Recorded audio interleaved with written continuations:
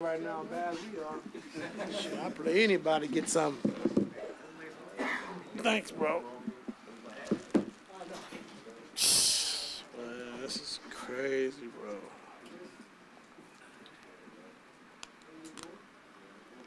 bro. Ty, that was a definition of a grinded out game, I would say. Would you agree with that? Yeah, I would agree with that. What did you make of how you guys competed tonight? I know you guys had a pretty turnover heavy fourth quarter, but what did you guys make of how you guys came out on top? This team is, like I said, they've been playing hard. They've been in every game, I think, except for maybe the Milwaukee game. But, they have two dynamic young players and then a veteran like Eric Gordon who can get going. And so we knew it was going to be a tough game, but just, we can't make a shot. Like, I thought we really generated some good shots tonight, which I was proud of, but we just can't make right now. So we just got to, stay with it, continue to keep developing those good habits of getting to the paint, making the right play. And, eventually we'll make some shots. Is that kind of what you need from Paul George on a night-to-night basis? Hell yeah. Yeah, right now while we're struggling, we need everything, everybody, every point. But tonight was, huge, 35, 9, and 8, 6 steals, 2 blocks. Like, right now while we're struggling, we need him to play at that kind of level. And so, just continue to keep building good habits. Holding this team at 93 points was good defensively. We rebound the ball better. Only having 14 turnovers is pretty good for us. And then now just, hopefully we can make some shots at some point. Ty, when you win a game like this, what all you guys have going on, how much does it feel like you guys have lifted a burden off of your shoulders somewhat? It feels good. I don't care who we play.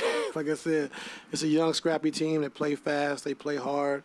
Coach Slice has done a good job of just, making sure everyone accepts their roles, and you can see that. They play through their 2 young guys and Eric Gordon, and everyone else is just, they get theirs when they get it. And so, he's doing a real good job. So we knew it was going to be a tough game. Well, I knew it was going to be a tough game. And so, but, anytime you can get a win, you'll take it in this league. Hey, Ty, PG and Zoo, PG and Zoo, they scored every single basket in the fourth except for one. Can you just talk about how much those guys willed this game tonight? Yeah, well, PG was huge, and I thought, just keeping PG in the pick and roll in that fourth quarter and just trying to get downhill and a couple drop-offs to Zoo, finished in the paint. And so Zoo's been huge for us. And, I know he got in foul trouble, but he was big for us at the basket. I thought just verticality and when their guards were penetrating, he really bothered those guys at the basket with his length and his size.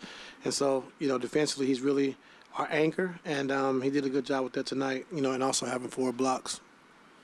Ty, you put Luke into the starting lineup. What did you make of his play tonight? Career high 10 rebounds. He turned down about 6 shots. We've been preaching to the team about getting Luke open, finding Luke, and we need him to shoot the basketball, when he's open. And so I told him that in front of the team tonight, so it's nothing new. But, we need him, when you have your shot, you got to take it.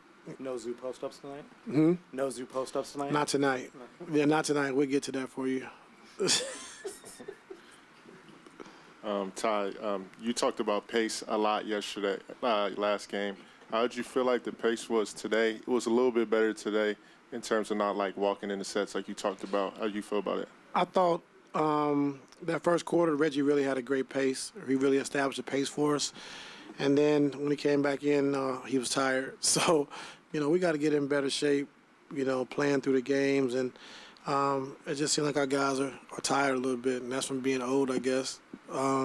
It happens. But, we got to get in better shape. Like, we got to be able to sustain it, throughout for 48 minutes. And we haven't been able to do that, So whatever we got to do to get our extra conditioning and do what we need to do. But we are getting tired pretty easy. So, Coach, over here, obviously, PG had, 36 points, but can you talk about the job he did defensively, especially on Jalen Green, obviously, having 6 steals? What did you, how big was he for you on that side of the ball? He was great. He talked about wanting to be, in that conversation for Defensive Player of the Year and coming out, setting the tone every single night. And I thought he did that tonight. I thought he did a good job of just, activity. I thought he got into the basketball, got some steals, some blocks. He turned the one over, late in the game, sprinted all the way back, vertical to get the rim to not give up a layup. And so those are championship plays, and those are winning plays that we need. And so he really brought that tonight. So you were down 5, and after that, obviously you held them to no points the rest of the game, last 6-7 seconds or so, or 87 seconds or so. So what was the defensive principles down the stretch specifically? Because you had to call 2 timeouts, not just to set PG up, but I'm sure to stop the Rockets from scoring again. Yeah, we're down 5 with 1:27, and PG makes a 3. They call a timeout, and then we was able to get our defensive guy. We brought Amir, Nico, and T-Man into the game. We was able to get a stop and then kind of see how it looked once we got down. And then Marcus kind of fumbled the ball. We just looked in disarray, so I called a timeout. Got our offensive guys back out there. PG scored again, and then they called timeouts, so we was able to get our defensive guys back on the floor. And so to close the game with a stop. And so that was big for us. It's basically this offense, defense, really. That's all it was. So in other words, there's really nothing you do. You just put a lineup out there, and he's like, whatever it takes, just. Well, switchable lineup. So as you switch it 1 through 5, with Zoo on the floor, he's going to be more in the drop. So to be able to put our guys out, all the same height, switch 1 through 5, and guard the basketball, and that's what we was able to do the last 2 possessions. Ty, on the season now, we talked a lot about the three-point shooting and the struggles there, but is there anything to it? Is it getting mental at this point? Can you take from that Dallas series where you guys really didn't shoot well for a stretch there, as kind of we can get out of this kind of slump thing? How do you look at that? Just step up and make a shot. At some point, though, it does get a little mental, doesn't it? For who? For the guys out there who. It can't. As long as we're taking good shots, that's all you can ask for. We can't turn down shots.